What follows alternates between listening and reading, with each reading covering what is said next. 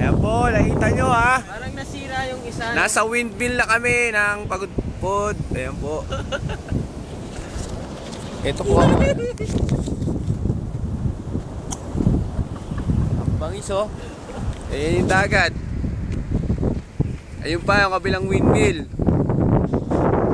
20 yata to, hindi ko lang alam ha. Hindi ko pa nabil. 20 nga, 20. O yan oh. Ito yung katabi namin, ang laki oh, parang electric fan lang oh. Saka yung Innova nandun oh. Yung Revo, Innova doon. Malayo-layo pa biyahe namin.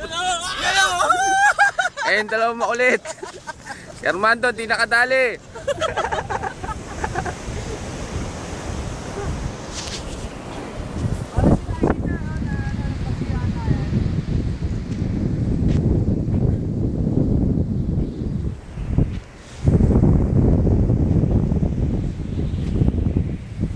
Yung isa hindi gumagana, sira.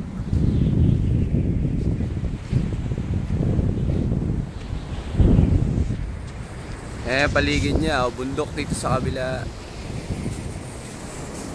Hindi lang nakunan siya yung tumalon kay. Ulit siya. Dito, dagat. Yun. Dito, oy. Hey, ito yung bahay mo na yung pinapagawa, hindi pa tapos. Ayun yung bahay ko. Hindi pa tapos. Ongoing pa siya ngayon. Medyo wala lang pasok, may bagyo, kaya hindi na gagawa ngayon.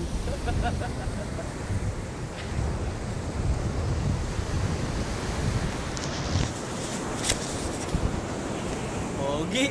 Mga ano ko dyan sa Pilipinas, kamusta kayo?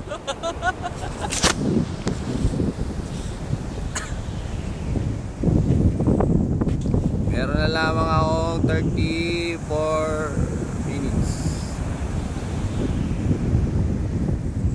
34 ano pala seconds. Kasi yung pantalon.